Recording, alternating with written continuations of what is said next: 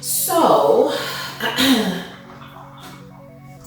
remember that this is a grant, and when you submit your documentation, you're trying to score the maximum points possible in order to be the highest scoring applicant in order to win the grant, because the highest scoring applicants win the grant. So that should always be a goal, if possible.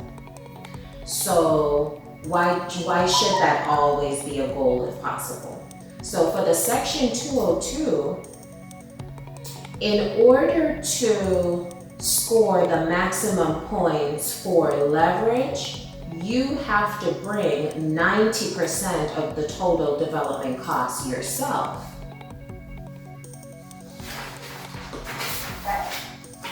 Okay, so what does that mean? Let's say, for instance, you decide to build 100 units. And for you to build that 100 units, it will be $50 million. This is just lazy math, just so that I can have something to explain. In order for you to build 100 units, you need 50 million. You can only, so 50 million. In order for you to score the maximum points for leverage, you have to bring 90% of your total development costs. So your total development cost is 50 million. 90% of that is 45 million. And then you request 5 million from HUD, which is the most you can get from them anyways, 5 million from them in the capital advance. Okay? So the question becomes, if you had 45 million, why would you need any money from them? Well,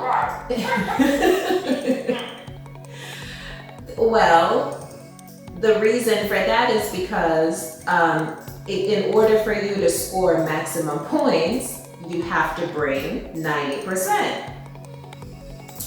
In order for you to score the minimum fundable points, you have to bring 50%, which you would have to bring 25 million. Okay? Request the 5 million from them, but you would still be out 20 million, so you could get it from the city, a bank mortgage, other grants, deferred developer fee. You could do a lot of other things to bring that other portion of it, right? However, if you decrease the amount you're bringing to the 50%, which is the lowest possible funding score, you leave yourself vulnerable now for a better scoring applicant to score better than you and get the money. But still, this is an opportunity for you to still be fundable if you bring 50%. You have to bring 50% to at least score the minimum. Okay. So sometimes people will do something like this. Say for instance, your land is so valuable, because land is also leverage. Your land is so valuable that your land actually values the total development costs, right? So you could bring your land in and say, actually my land values 50 million.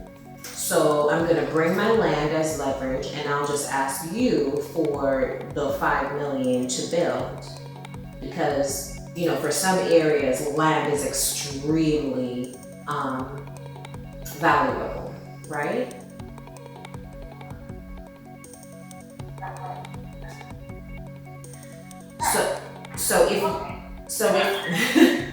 So if you bring the land and the land is your total development cost, it just so happens that you own the land anyway, so you can just bring your land as leverage and you have all your leverage already.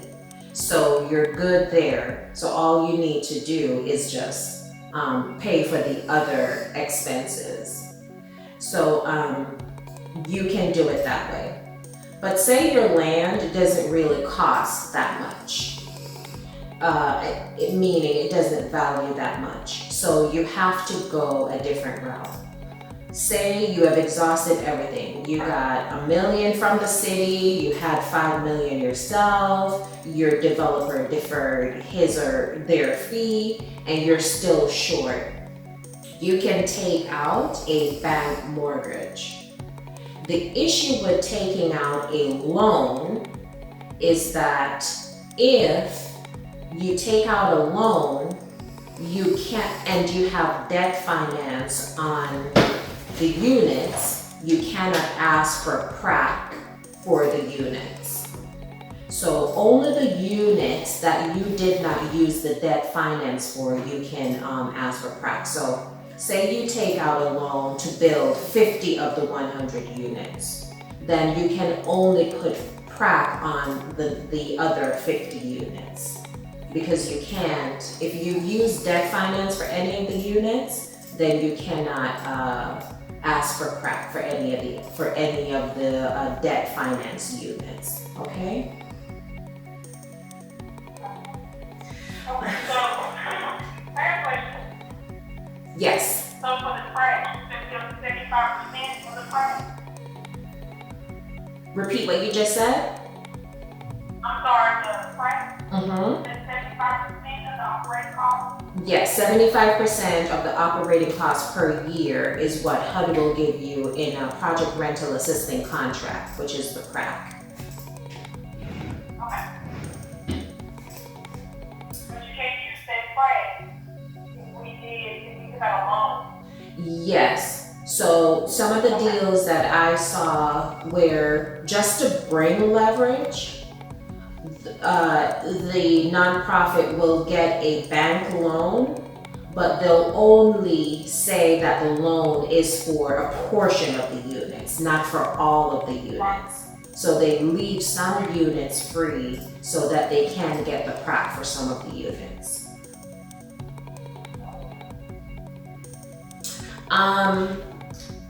Another one that HUD is highly promoting for leverage is a 9% low-income housing tax credit and also a 4% low-income housing tax credit. So you can bring tax credits. If you have tax credits or plan to apply for tax credits, you can bring in your 9%. So how they accept your 9%, you already have to have that 9% tax credit allocation. So you bring your letter in to show that you were awarded a 9% tax credit.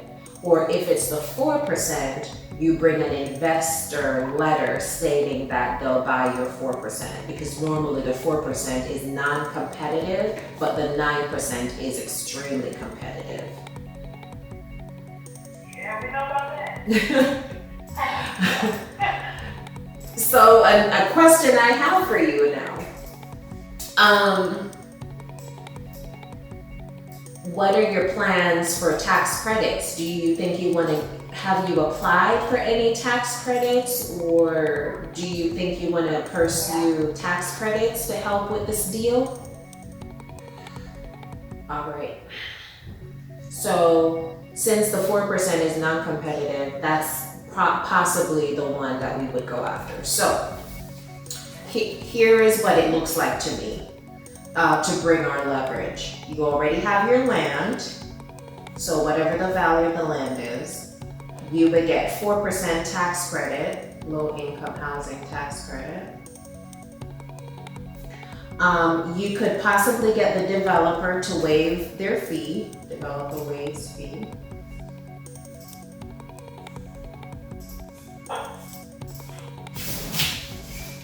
You get the capital advance from HUD. And then do you think the city would contribute anything to you?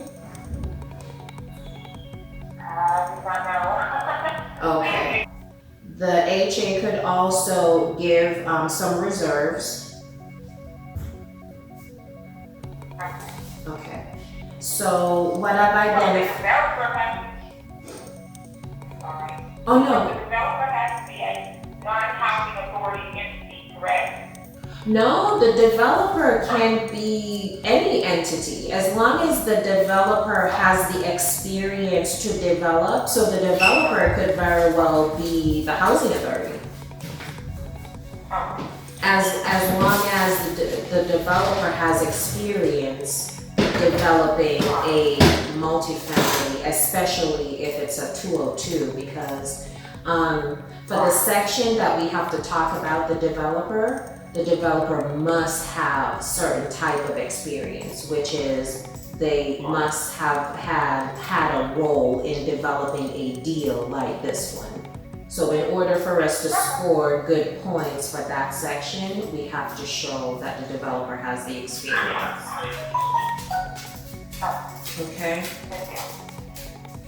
So what I'm trying to do here today is just for us to have like just a conversation about elements of the grant, because this grant is pretty large and it has a lot of moving parts. And when I say moving parts is you can move the parts, meaning you can decide that I want to do this, or I want to have this element to it or that element to it. And because you can use different pieces of the puzzle, it's a little bit more interesting versus some grants, you just have to do exactly what they say. But here, you can weave in and out and make your deal look different.